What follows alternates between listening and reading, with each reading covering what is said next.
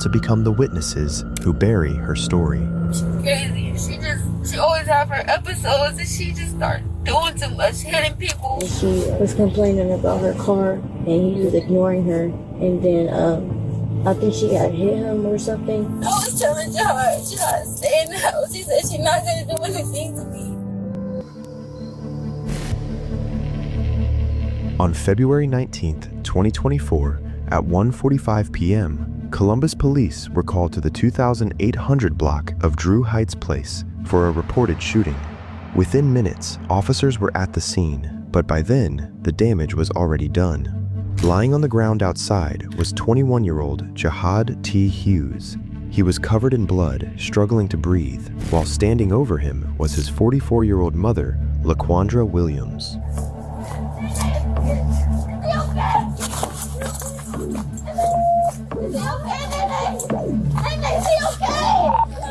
Send in the medic. What's up? Where's it going? It's in my car. I shot him. Where at? What car? Before officers even had a full picture of what they were walking into, LaQuandra gave them the answer herself. She had shot him. Also at the scene were LaQuandra's daughters, 20-year-old Zamia and 18-year-old Janisha. Both had just watched their brother get shot by their own mother. They were hysterical, but in that moment, the priority was keeping Jihad alive. Step over there. Yeah, that's anything on the air. No, take her to jail! No, take her to jail! No, I don't care if she's my mom! Go over with your mom. Take her to jail! Go inside. I got one down out in front. The mom's out here with me. I got several people inside the apartment. Ma'am, away from the car. Over here. Is he okay? Is he alive? No, he's not! Jesus, please! Back away. No! Hey, the mom's over there. Secure her. Lady in a gray t-shirt. That's mom. Go ahead and secure her. No, gray t-shirt. 40-some-year-old lady. Somebody, the gun supposedly in the red vehicle over there. I've not cleared the apartment upstairs yet. Hang in there, boss. Jihad was unresponsive, and with medics still on the way, officers started CPR while trying to figure out exactly where he'd been hit. Where's he shot at? Looks like through the shoulder, toward the center. Where's this dude's name? Jihad Hughes. He had been found just outside the family's home, and because all attention had gone straight to saving him, the scene itself had not been secured yet. The gun still had not been recovered, and even with LaQuandra openly admitting she fired the shot, officers could not assume the danger was over, not with emotions this high. Hey, we need to get these two separated and held on to. You want to hold on to the girl there in the gray? Yeah. Nobody else upstairs? Columbus Place! Place!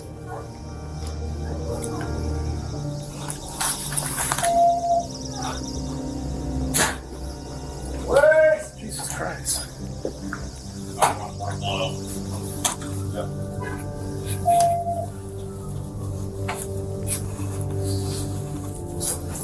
Come out. Where you at?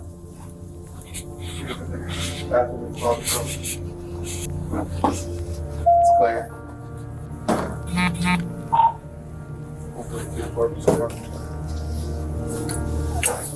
I'm gonna stay up here. I'll help control. Yeah. Are you involved, ma'am? Okay. You just stay right there for me. Just stay right there. We'll get your sister. Hey, Han, we got one witness here.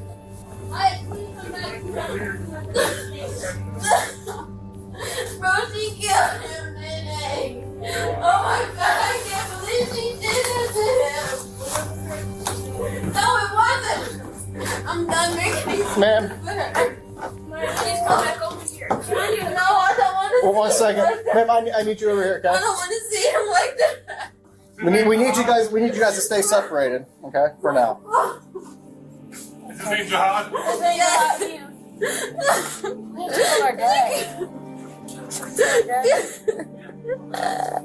You'll be alright. I'm gonna have you come over here, okay? Just don't look that way. Alright? It's okay.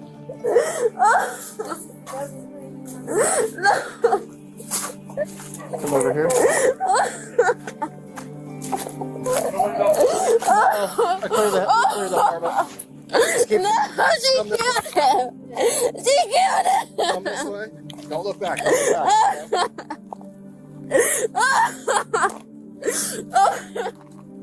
Okay? You'll be alright. Did you see everything? Yeah.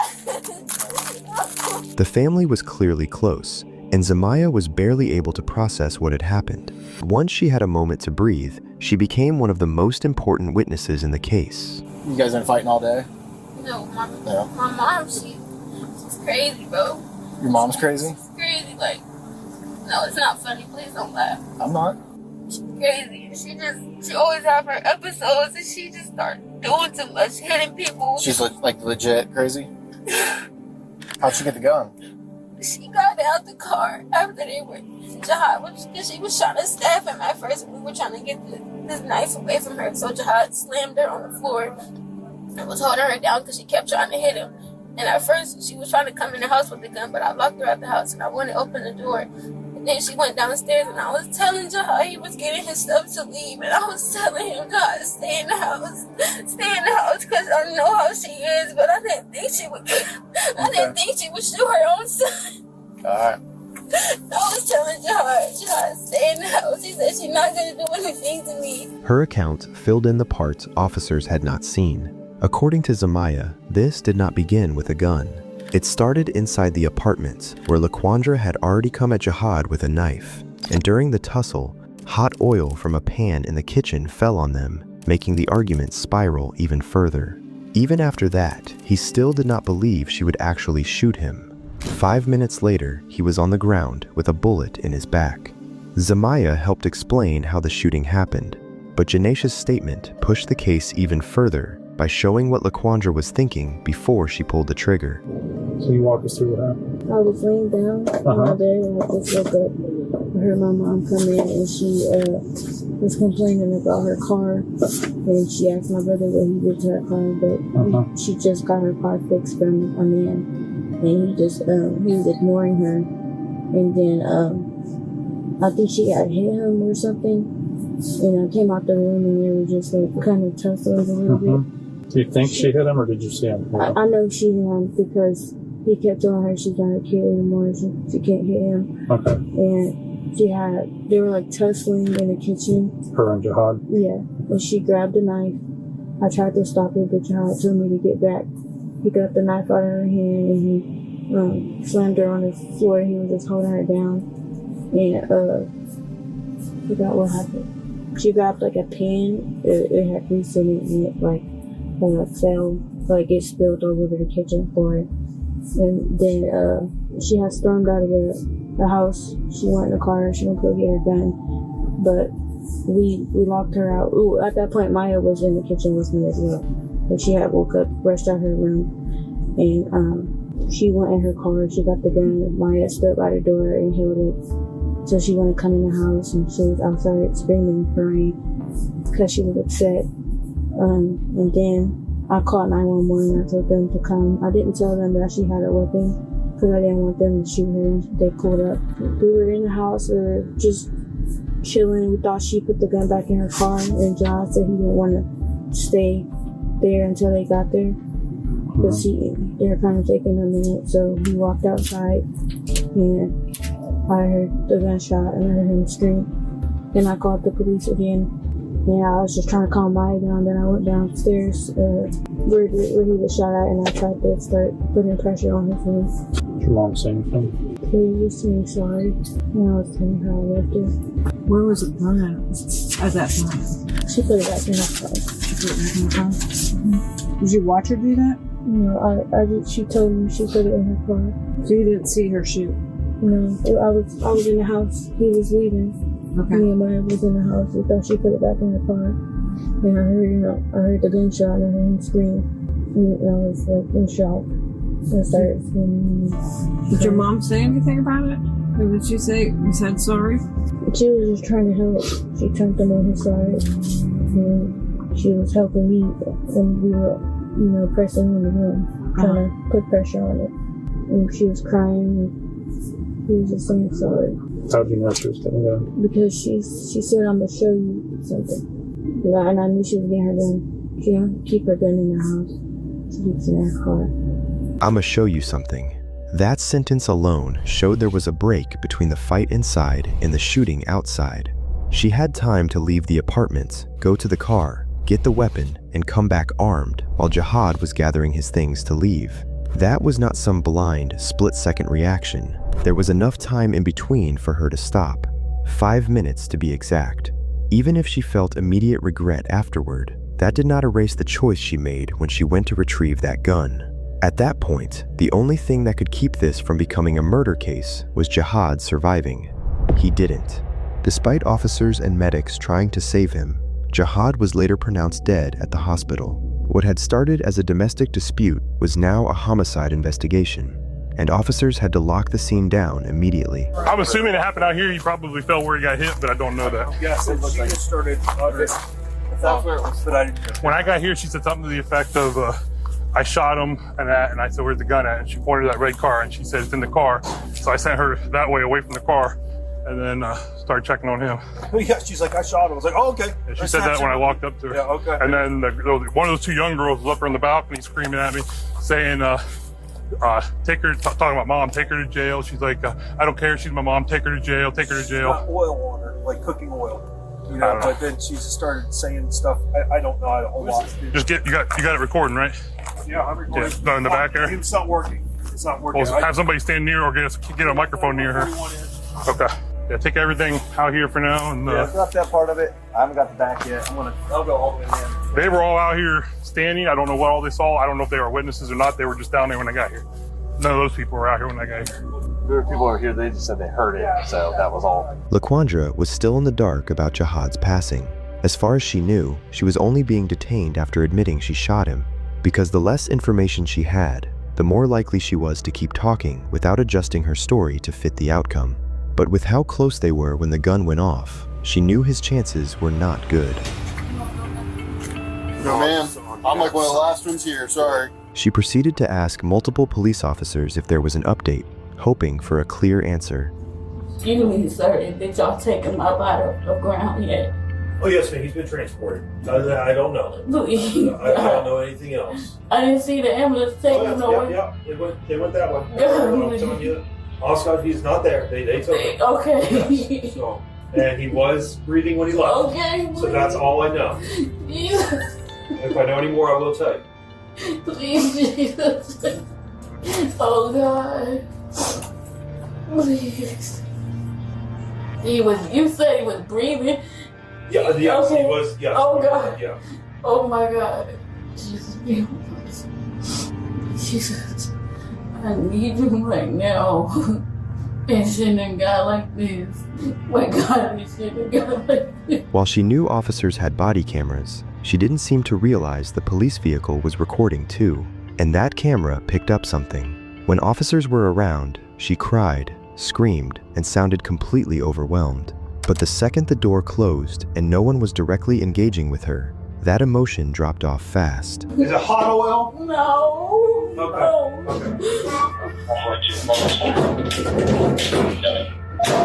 A mother, knowing she'd potentially killed her own son, would not normally have this much composure. But it wasn't just that.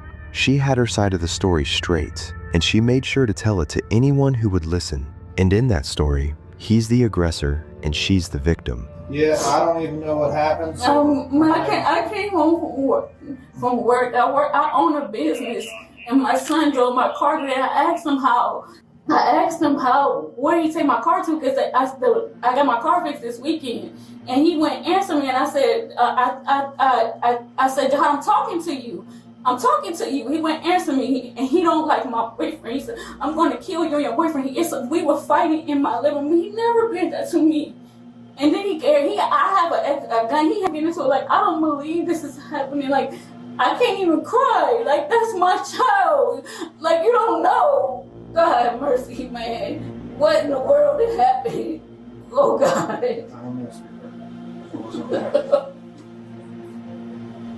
God mercy. You don't know. What's in your pocket right Oh, that's might be my key. here? Keys. And then, oh, God. You don't have any No. weapons on you. Jesus, what in the world, man? What? God, my whole life. I raised them and took care of my kids, moved from Youngstown to here, and we've been going through hell. So that's your son? Yeah. How old is he? I'm just curious. He's 21. He's 21. Can you loosen up the top, these things a little bit, because my shoulder hurt from him slamming me on the ground. Excuse me. Yeah. Can you loosen up my shoulder hurt from him slamming me on the ground? I'll say it one more time. Can you loosen up the cuff? My shoulder hurt from him slamming me on. It'd be easier to put 2 on. No, my shoulder, this right shoulder hurt. But what if I put 2 on and then let it go, let your arms go out a little bit? I don't know. I don't know. I'm not going nowhere. I know. Is it right handed? It's tight? It's my shoulder. He slammed me on the ground. My shoulder hurt, right? LaQuandra was trying to say whatever she could to get the officer's sympathy, and while they were trying to accommodate her, with multiple witnesses standing against her statement, they saw right through her. And when the detectives got there to process LaQuandra and the crime scene, she went back to the role of the concerned mother she'd been playing. Hands down your side for me. I'm going to take 2 photos of you, okay? I just got here. You have to look this way, please. Just going to get one close up of your face. Do you have any injuries, ma'am? Your shoulder. Which shoulder? Both of them? Okay. All right, do me a favor. Just put your hands out like this for me. Thank you. She continued to claim that her shoulders hurt, but she was able to move them freely without any problems. What are they doing? Why they take so long to tell you what's going on? Well, we're not at the hospital either, so we don't know. Y'all doing all this? It seems like it's bad. Well, there was a crime that occurred, and somebody got shot, so yeah, it's bad. Jesus, have mercy. By the time LaQuandra got to the station, she knew this was no longer just a temporary detention. Jihad's death was still being withheld from her, and during questioning, she started expanding her story even more, adding details that could make the shooting sound more justified. I know there was some argument that went on today that somehow led up to all this. Can you tell me what happened? So I came home early in between my 2 clients, and Jai used my car, and I asked him where he took my car at, because he took my car to like the shop and left it there. And I said, well, how long did you leave it there, and what did they do? My car's not riding away. I just got my car fixed.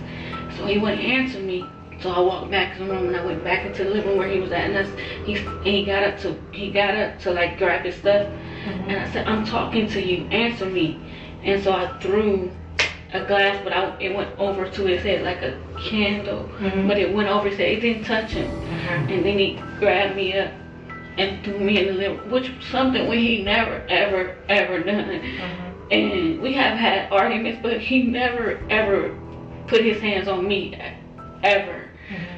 And I was trying to get him off of me. I was getting a knife because I know, like, he's stronger than I am, way stronger than I know.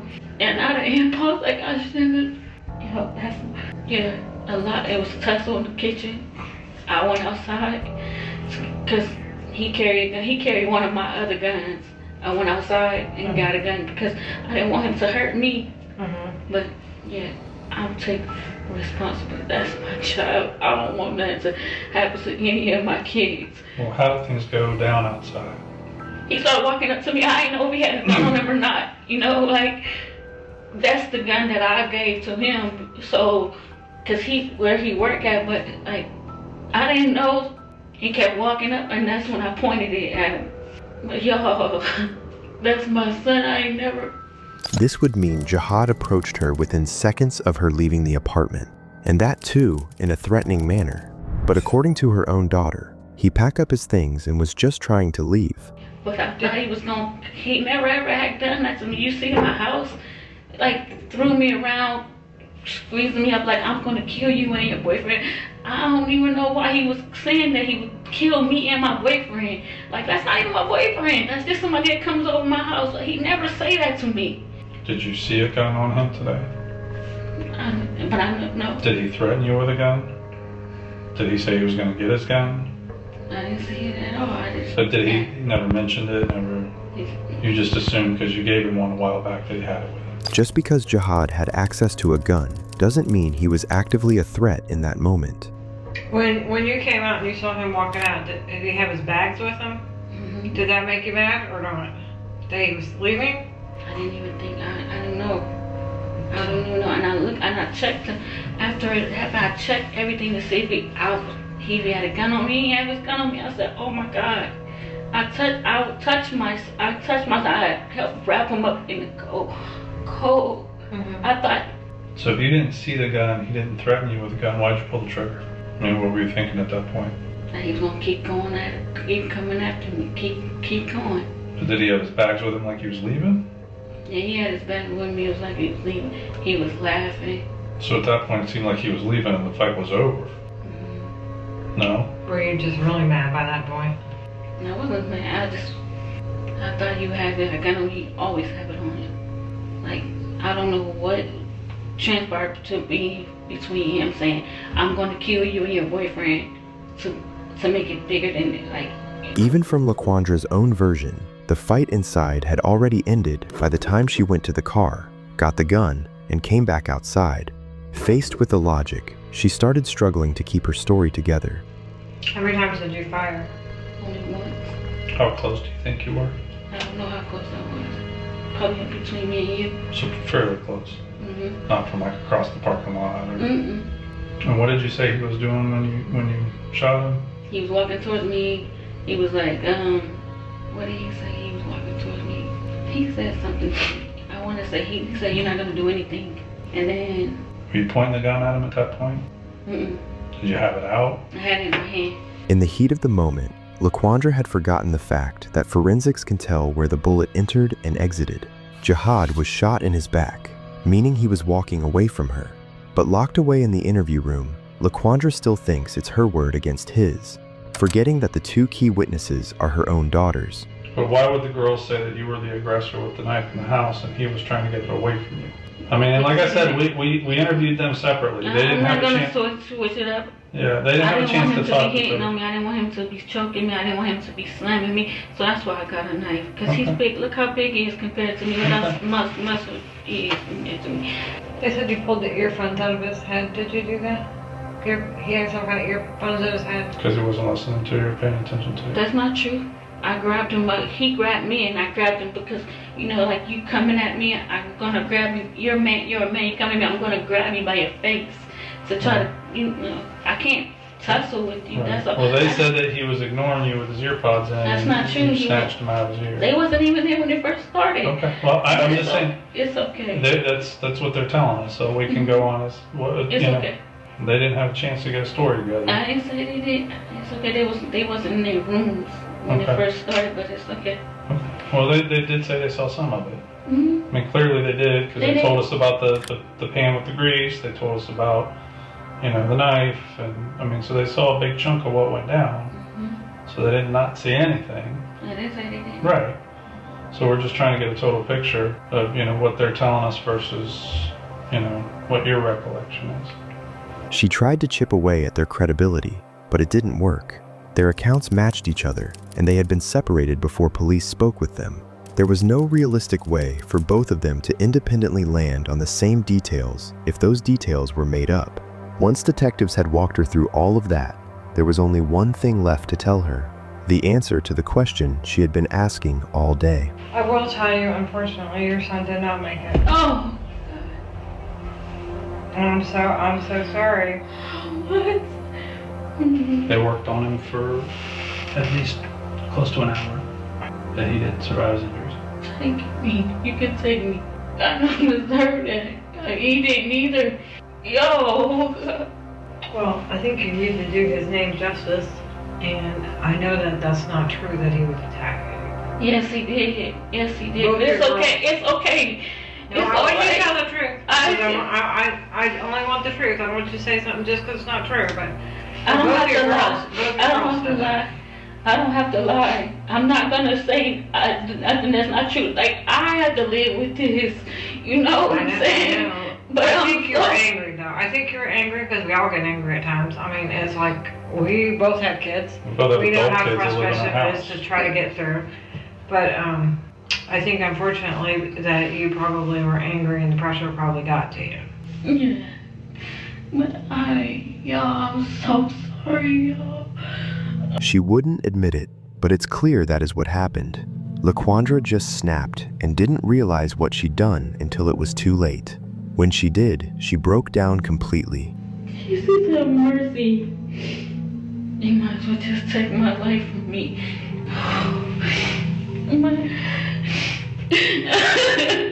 Oh, God. Oh. So, Jesus have mercy on me. Forgive me. What? Forgive me. Forgive me, God. You're so good. I'm bad. Oh, Jesus. Jesus, forgive me. I knew something was gonna be bad. I knew it. LaQuandra proceeded to ask multiple officers if Jihad was actually dead, crying out about not wanting to live with him gone. But even then, she had the clarity to ask about the charges against her. And what's the charges again? Murder. Oh, Jesus Christ. On February 29th, 2024, LaQuandra Williams was formally indicted on murder charges. And at that point, her attorney said she planned to plead not guilty and seek a mental health evaluation, making it clear she was not admitting guilt in court yet. That position on August 5th, 2024, just days before her scheduled trial, Williams accepted a plea deal, pleaded guilty to murder and assault, and was sentenced in Fairfield County to life in prison with the possibility of parole after 18 years.